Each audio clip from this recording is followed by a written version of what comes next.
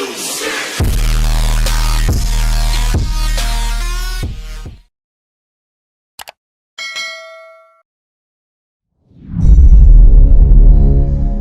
Indonesia yang tidak punya paspor ada 85% penduduk. Tahu artinya? Bahkan dari 15% yang berpaspor terbanyak tercatat hanya paspor haji. Artinya apa kira-kira? Demikian awal pembicaraan dibuka oleh sahabat saya yang jadi menteri saat ini. Kita lanjut. Orang asing masuk ke Indonesia paling banyak tercatat adalah sekitar 9 jutaan orang per tahun, di mana length of stay-nya tinggal di Indonesia di bawah 3 hari. Artinya dari 9 juta tersebut 40%-nya adalah orang yang sama bolak-balik keluar masuk Indonesia. Artinya apa?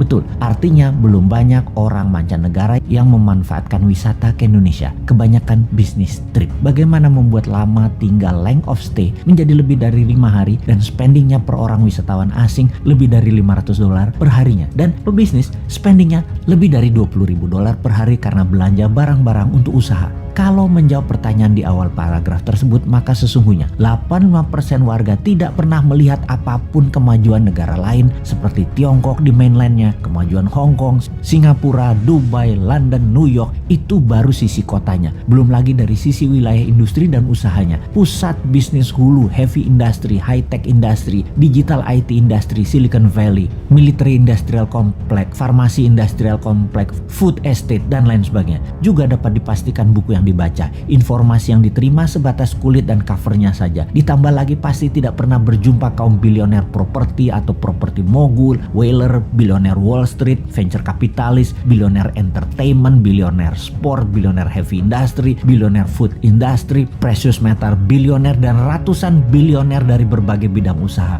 Karya-karya kekinian, biomedical, RNA dan DNA engineering, teknologi radar dan satelit, HARP, mesin perubah cuaca, nuklir, reaktor non-uranium, plus bursa-bursa pusat perdagangan bahan baku, mineral, kimia, persenjataan, makanan, dan ribuan industri hulu lainnya. Karena itu, kalau New Mind mendapat mandat, maka dalam 5 tahun pertama ini, tahun terpenting untuk bisa membuat 10 juta orang lebih untuk belajar ke seluruh dunia dibayari negara. Di awalnya kirim 1 juta orang belajar ke Amerika, 1 juta orang belajar ke Tiongkok, dan 8 juta orang ke sisa dunia. Belajar sosial science yang terbanyak, teknologi, manufacturing, industri, dan semua hal untuk masa depan nanti terjadi. Ilmunya harus kita kuasai. Kenalkan kota, kenalkan negara lain, kenalkan kehidupan, dan kenalkan budaya lain, kenalkan masalah sosial dunia, kenalkan masalah lingkungan dunia. Indonesia harus paham detail, rinci, dan akurat. Pulang ke Indonesia, mereka tidak perlu ikatan dinas. Mereka menyebar langsung memenuhi kebutuhan dalam negeri atau membuat usaha menjadi pewirausaha di tanah air. Ada fasilitas pinjaman lunak untuk mereka memulai usaha. Sungguh, ilmu pengetahuan, pengalaman, serta keterampilan putra bangsa terbaiklah yang akan membuat Indonesia menjadi negara superpower di tahun 2045. Pendidikan dan pengetahuan berlanjut. Kampus-kampus akan punya guru terbang kalau dulu istilahnya. Sekarang dosen-dosen dari kampus ternama akan mengajari live streaming di semua kampus dengan nilai SKS yang besar dan kurikulum kampus. 40%-nya adalah dosen asing, di mana kampus akan digratiskan dan ditingkatkan kapasitas laboratorium serta tempat praktek menjadi 3 kali lipat dari sarana saat ini. Diharapkan dengan pendidikan di tingkat pengetahuan keterampilan putra-putri bangsa Indonesia bisa menjadi kompetitif dengan ilmu terbaru, dengan ilmu kekinian, dan bisa mengadopsi masa depan dengan cepat. Ditambah lagi, tinggal di negeri orang akan membuka mata akan wilayah yang livable, yang sehat, suasana serta fasilitas yang akan diambil yang terbaiknya,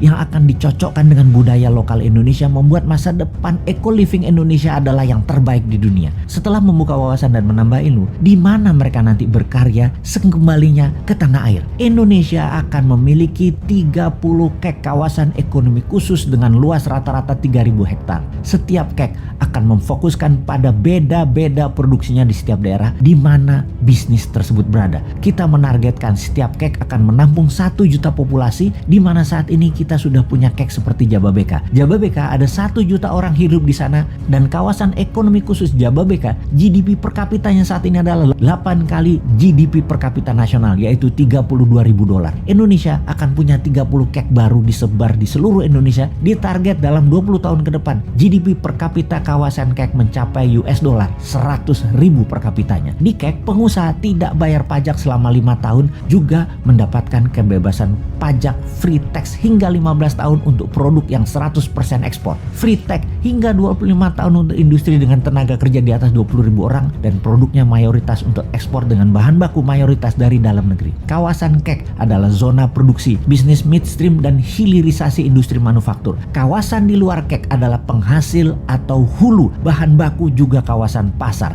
Kita jelaskan agar lebih paham lagi dalam ilustrasi yang sederhana. Tiongkok adalah negara produsen. Indonesia adalah negara sumber daya alam, sumber bahan baku produksi. Indonesia dipaksa atau didesain jadi negara pasar finish produk Tiongkok. Bukti negara pasar, transaksi Indonesia dengan Tiongkok, Tiongkok surplus alias Tiongkok untung. Jadi sekali lagi kita rangkum, bahan baku SDA Indonesia dikeduk, dapat harga murah, finish produk dibalikin lagi ke Indonesia, dibeli dengan harga mahal banget. Negara tengah Tiongkok itu untung, dia pegang modal, teknologi, dan finish produk. Indonesia yang punya sumber bahan baku dikadalin, dibeli Tiongkok dengan harga murah, lalu balik lagi dari hasil akhirnya dengan harga tinggi. Sudahlah, karena bernegara saat ini geblek dan rakyatnya diganjel pakai info-info buzzer, jadi nggak paham kalau Tiongkok itu kuasai hulu, mid, dan hilir. Kita yang ambiar. Jadi ke depan kita bagaimana? Ya seperti usulan di awal, buat kawasan ekonomi khusus, pakai printing money pembiayaannya. Kek zaman Newman nanti adalah bagai Tiongkok yang kita geser ke dalam kawasan. Bahan bakunya dari dalam negeri, dikelola di dalam negeri, hasilnya untuk dalam negeri dan ekspor, itu baru jenius bernegaranya.